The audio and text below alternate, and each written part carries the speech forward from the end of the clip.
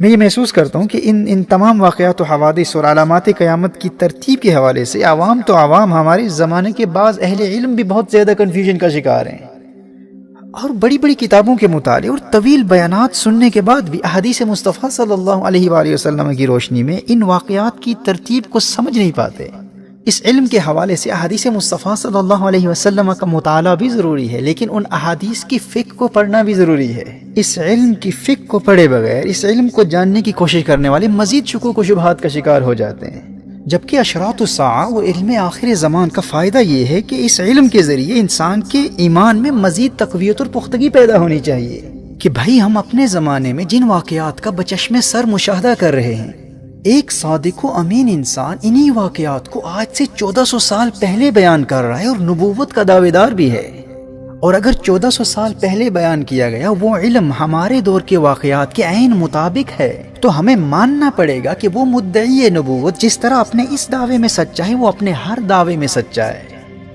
تو کونین کے والی صلی اللہ علیہ وآلہ وسلم کا ہمارے دور کے واقعات کو آج سے 1400 سال پہلے بیان کر دینا نہ صرف اسلام پر اعتراض کرنے والے غیر مسلموں کے لیے مسکت اور منہ توڑ جواب ہے، بلکہ مؤمنین مسلمانوں کے ایمان کی پختگی کا بھی باعث بنتا ہے کہ ہمارے آقا صلی اللہ علیہ وآلہ وسلم نے آج سے 1400 سال پہلے جو بیان کیا وہ حق ہے، وہ سچ ہے۔ وحی الہی کے ذریعے حاصل کردہ نبی کریم صلی اللہ علیہ وآلہ وسلم کا یہ علم آج کے دور کے مسلمان کو خدا شناس بھی بناتا ہے اور حقیقتاً عقبہ شناس بناتے ہوئے ہمارے ایمان کی تقویت اور پختگی کا باعث بھی بنتا ہے۔ لیکن افسوس اس بات کا ہے کہ احادیث مصطفیٰ صلی اللہ علیہ وآلہ وسلم کے فہم کی خطا کی وجہ سے اور متعلقہ احادیث کی فقہ کو اس علم کے کسی ماہر سے نہ پڑھنے کی بنیاد پر احادیث کے غلط انطباق کی وجہ سے بجائے ایمان کی پختگی کے لوگوں کے ایمان میں کمزوری واقع ہو جاتی ہے۔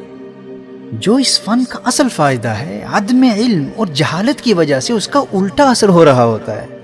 اچھا، کبھی تو اس کی وجہ عدم علم ہوتی ہے، جہالت ہوتی ہے، کم علمی ہوتی ہے، اور کچھ ظالم تو اس علم کا ارادتاً غلط استعمال کرتے ہیں۔ کچھ لوگ اپنی مذہبی تنظیموں اور سیاسی تنظیموں کو تقویت دینے کے لیے اپنے دور کے واقعات کو احادیث مصطفیٰ صلی اللہ علیہ وسلم کا مصداق ٹھہرانے کی کوشش کرتے ہیں، اور یوں ہی اسلام کے نام پر بنائی گئی غیر مسلموں کی دہشت گرد تنظیموں نے بھی ہر دور میں اس علم کا غلط استعمال کیا ہے۔ ہماری نوجوان نسل کو برین واش کرنے کے لیے مختلف اسلامی تنظیموں نے احادیث مصطفیٰ صلی اللہ علیہ وسلم کی باطل تعویلات کا ہر دور میں سہارا لیا ہے، اور اس فن کے ماہرین، عظیم محدثین اور شارحین جنہوں نے اس علمی ذخیرے پر تحقیقی کام کیا ہے اور اپنی زندگیاں اس فن کی خدمت میں صرف کر دی، ان ظالموں نے ان کی تشریحات اور احادیث میں پائے جانے والے ظاہری تعارضات کی تطبیق کے مختلف اسالیب کو بالکل نظر انداز کر دیا، اور اپنی سیاسی اور ان نام نہاد اسلامی تنظیموں کے مفاد کی خاطر مختلف ادوار میں احادیث مصطفیٰ صلی اللہ علیہ وآلہ وسلم کا غلط استعمال کیا۔ دیکھیے، یہ جو سنن نبی داؤد اور سنن ابن ماجہ کی حدیث ہے، ستصالحون الروم صلحا آمنا فتغزون انتم وهم عدوا من ورائکم فتنصرون۔ نبی کریم صلی اللہ تعالی علیہ وآلہ وسلم نے ارشاد فرمایا تم عن قریب رومیوں سے امن والی صلح کر لو گے۔ فرمایا تمہارے یعنی مسلمانوں اور رومیوں کے مابین ایک پرامن ٹریٹی ہوگی، ایک پرامن معاہدہ ہوگا۔ فتغزون انتم وهم عدوا من ورائکم، پھر تم اور رومی مل کر اپنے علاوہ کسی اور دشمن سے لڑو گے، اور تم مدد کیے جاؤ گے، اور تم مال غنیمت حاصل کرو گے، تم سلامت رہو گے۔ اب غور کیجیے گا کہ ایک زمانے میں اس حدیث کی وضاحت یوں کی گئی تھی، سوویت یونین وار کے دوران جب افغانستان میں مسلمانوں نے امریکہ کے ساتھ مل کر رشیا کے خلاف، روس کے خلاف جنگ لڑی تھی، تو کہا گیا تھا کہ یہ جنگ اس حدیث کا مصداق ہے، کیونکہ اس میں مسلمان امریکہ کے ساتھ مل کر کسی تیسرے دشمن کے خلاف جنگ لڑ رہے ہیں۔ یہ جنگ سوویت یونین کے خلاف تھی، یعنی روس کے خلاف۔ اب چونکہ حدیث میں روس کا ذکر نہیں ہے، رشیا کا ذکر نہیں ہے، تو کہا گیا کہ وہ تیسرا دشمن روس ہے۔ اب چونکہ نبی کریم صلی اللہ علیہ وآلہ وسلم نے مسلمانوں کو مخاطب کیا تھا اور وہ جماعت صحابہ تھی، وہ اہل حق تھے، فرمایا رومیوں کے ساتھ اتحاد کر کے تم لڑو گے، یعنی اہل حق مسلمان لڑیں گے۔ تو 1400 سال گزرنے کے بعد لوگوں نے یہ استدلال کیا کہ یہ روس کے خلاف امریکہ کے ساتھ اتحاد کرنے والے مسلم یہی اہل حق ہیں۔ ان نادانوں نے یہ ثابت کرنے کی کوشش کی کہ امریکہ کے ساتھ اتحاد کر کے روس کے خلاف جنگ لڑنے والے مسلم یہی وہ مسلمان ہیں جن کا ذکر نبی کریم صلی اللہ علیہ وآلہ وسلم نے کیا تھا کہ مسلمان رومیوں کے ساتھ مل کر تیسرے دشمن کے خلاف جنگ لڑیں گے، جبکہ اہل علم کے نزدیک یہ واقعہ اس وقت رونما ہوگا جب امام مہدی رضی اللہ تعالیٰ عنہ کا ظہور ہو چکا ہوگا، اور وہ جنگ امام مہدی رضی اللہ تعالیٰ عنہ کی قیادت میں لڑی جائے گی۔ اور یہاں اس حدیث کو سوویت یونین کے خلاف لڑی گئی جنگ پر چسپاں کیا جا رہا ہے۔ اب اس حدیث کی اس توجیہ کو سننے والوں نے اس بات پر غور کرنے کی کوشش ہی نہیں کی کہ یہ حدیث مصطفیٰ صلی اللہ علیہ وسلم کس دور کی جنگوں پر دلالت کر رہی ہے۔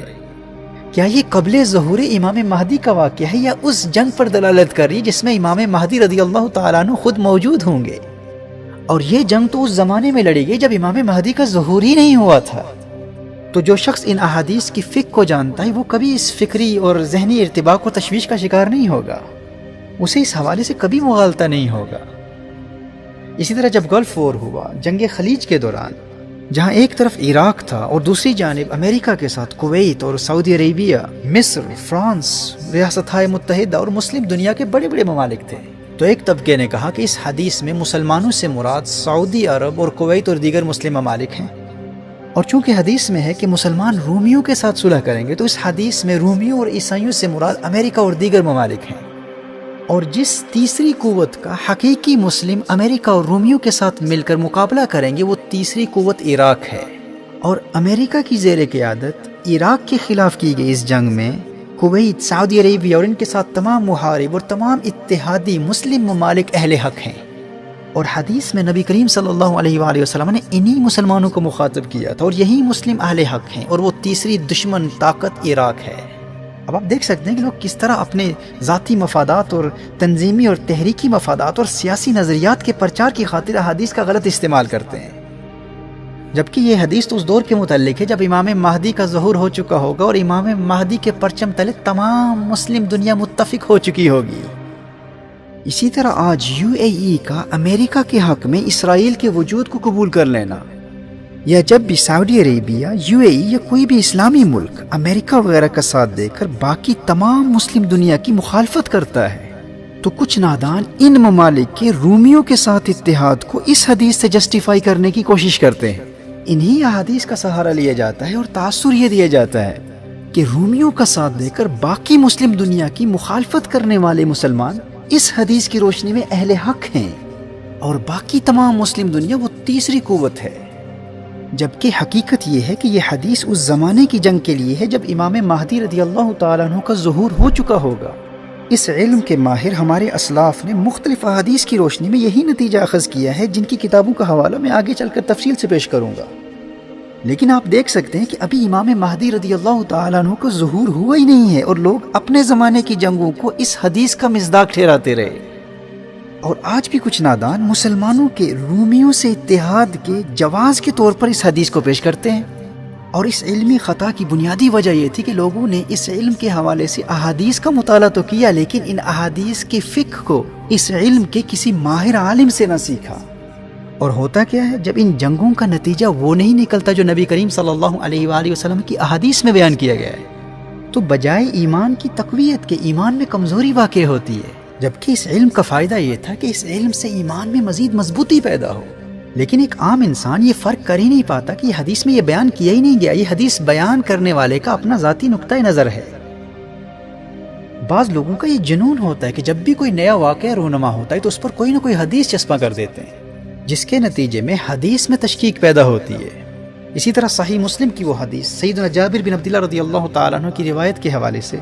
جس میں عراق اور شام میں رومیوں کی جانب سے ایک اقتصادی حصار، سینکشنز یا معاشی پابندیاں عائد کرنے کا ذکر ہے، اس حدیث کی توجیہ میں بھی لوگوں نے بڑی بڑی ٹھوکریں کھائی ہیں۔ اب دیکھیے، اس میں کوئی شک نہیں ہے کہ اسلامک اسکیٹالوجی، اشراط الساعہ کا یہ علم، یہ انتہائی پیچیدہ علم ہے، اور اس علم کو حاصل کرنے کے لیے، اس کو سمجھنے کے لیے ہمیں اپنا وقت قربان کرنا ہوگا، کوالٹی ٹائم دینا ہوگا۔